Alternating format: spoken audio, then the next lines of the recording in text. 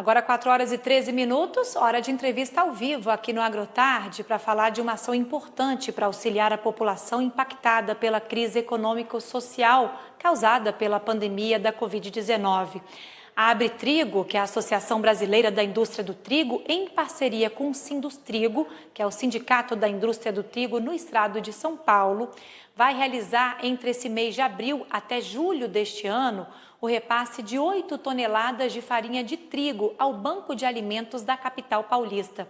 E quem vai conversar com a gente agora sobre esse assunto e também falar um pouco sobre a valorização do cereal é o Rubens Barbosa, presidente executivo da ABRITRIGO.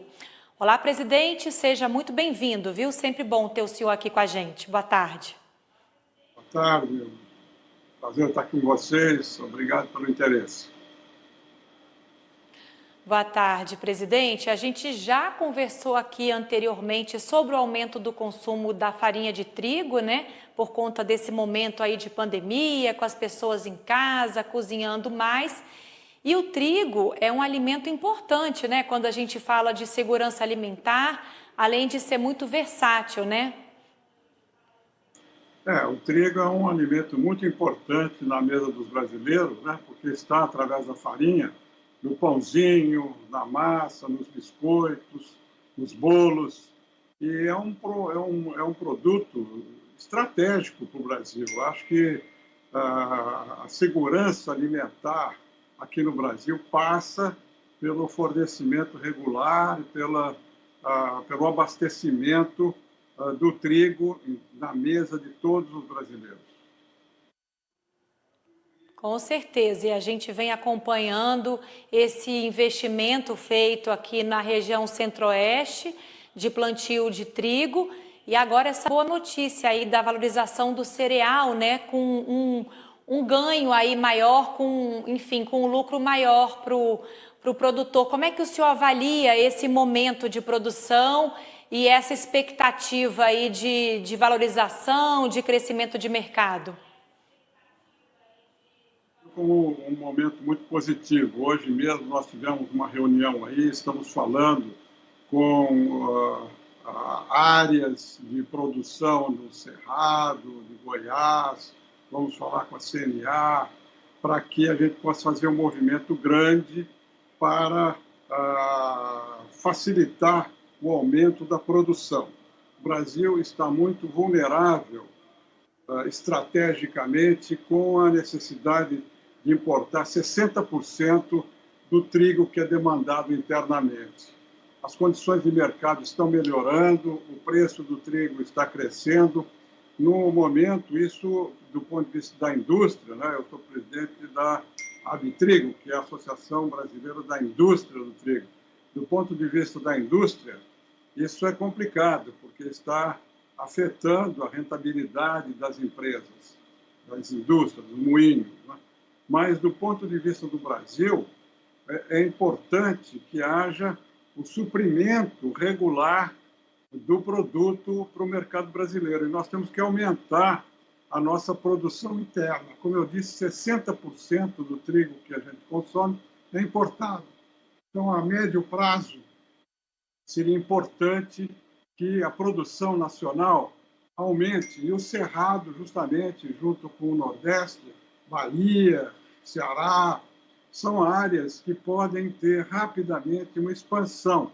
A Embrapa está trabalhando nisso, a ABRITRIGO apresentou uma política nacional do trigo, uma sugestão para o Ministério da Agricultura. Nós vamos voltar a insistir com o Ministério da Agricultura para que essa política de expansão nos próximos anos continue, porque o Brasil não pode ficar vulnerável da maneira como ficou em crises como essa que nós estamos vivendo. No começo da pandemia, nós tivemos problemas com a dificuldade de navios saírem do porto lá de Rosário, de Buenos Aires, para trazer o trigo para o Brasil. Nós temos que prever no futuro situações de emergência que dificultem o abastecimento de um produto tão estratégico para a mesa do brasileiro.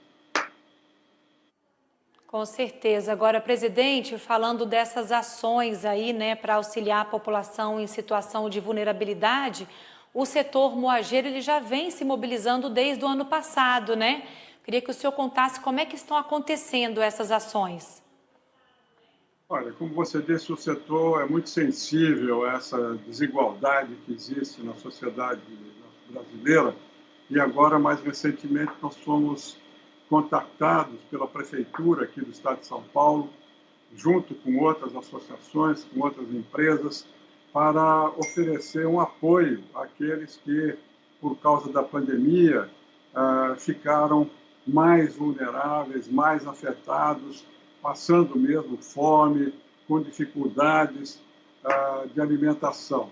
Então, eu contactei o presidente do sindicato aqui de São Paulo, e eles foram muito sensíveis, e até o momento, duas empresas, a Anaconda e a Correcta, já forneceram o trigo em resposta, a farinha, né, em resposta ao pedido feito pela prefeitura. Eu espero que outros moinhos também, outras indústrias, possam se juntar proximamente para a gente aumentar essa nossa contribuição. É um momento importante, eu acho que a pandemia trouxe uma situação inusitada para toda a sociedade brasileira. Nós estamos vendo uma série de movimentos voluntários de apoio e a Bitrig se juntou a esses outros movimentos para apoiar essas pessoas que estão mais vulneráveis, mais carentes, sobretudo nas comunidades aqui da capital paulista. Sim, e em meio a tudo isso, né, presidente, a gente está vivendo aí um momento mais crítico da pandemia, vendo o aumento do número de casos graves entre um público que até então era pouco impactado, né, o público jovem. E aqui em Brasília, aqui no Congresso Nacional, inclusive deve ser instalada hoje uma CPI para investigar a responsabilidade do governo federal por conta dessas ações de combate à pandemia, né? Queria que o senhor comentasse como é que esses movimentos da condução política do país, eles podem afetar a nossa economia, na avaliação do senhor aí, enquanto representante das indústrias de trigo. Olha, eu acho que quanto mais rápido a gente vacinar, mais rápido se recupera a economia. Nós estamos vendo isso em todos os países. Os Estados Unidos, pelo poderio econômico que eles têm, eles compraram 2, 3 vezes o número de vacinas necessários, né, para salvar a vida das pessoas lá nos Estados Unidos. Na Europa é assim, na China, no Japão. Nós saímos atrasados na compra das vacinas e agora nós estamos tendo esse problema, porque está sendo difícil. A produção mundial não é suficiente para a demanda. Nós estamos aí com promessas de compra, né, de mais de 130 milhões de vacinas no segundo semestre. Esperemos que isso seja cumprido, que o Butantan consiga fornecer todas as vacinas que ele está prometendo, a mesma coisa com a Fiocruz. Não é fácil, porque os insumos, o Brasil não é autossuficiente também na produção dos insumos para essas vacinas. Esse é um outro ponto. Como eu mencionei a questão do trigo, vai ser importante o Brasil, por causa da população, por causa da desigualdade social, que o Brasil, em certas áreas, sobretudo na área da saúde, que nós tenhamos uma cadeia produtiva que consiga ter, como o presidente da França mencionou, uma autossuficiência soberana, uma autonomia soberana. Nós vamos ter que pensar isso seriamente, do ponto de vista da segurança nacional. Isso vai ser muito importante. Eu acho que o que nós estamos vivendo é uma crise muito grande. Nunca houve uma crise nesses últimos 100 anos tão dramática que afete tanto as economias, tanto as sociedades, e nós temos que fazer o melhor agora, de maneira mais coordenada do que a gente fez até aqui, para conseguir ampliar a vacinação e ter uma segurança de que esse vírus não progresse, não avance e que a economia possa se recuperar rapidamente. O senhor acha que é preciso corrigir rumos aí das ações Na semana passada a gente conversou aqui no AgroMais com o gerente da CNI e ele falou que a segunda onda, já foi mostrado por uma pesquisa da CNI, ela afetou assim de forma considerável a indústria, né? Como é que o senhor avalia as ações que foram tomadas até agora nesse sentido, né? É preciso melhorar a condução, enfim, tomar outras medidas?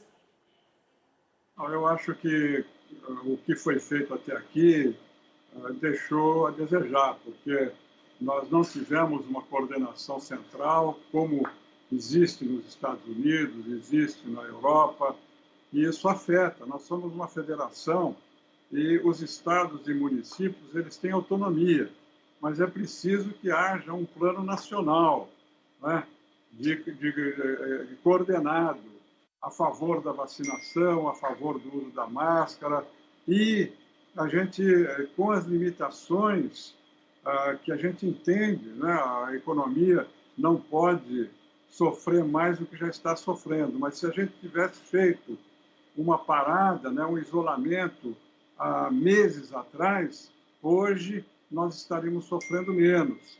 Então, eu acho que agora não vamos olhar mais para o passado. Os erros que foram cometidos estão aí, vão ser julgados depois pela população. Nós temos que olhar para frente de maneira coordenada, obter essas vacinas, fazer a vacinação, fazer o isolamento e convencer a população, porque a população com diferentes indicações dos diferentes níveis de poder, ela abusa e mesmo tomando uma dose de vacina, pensa que pode se reunir novamente, fazer essas reuniões grandes e baladas.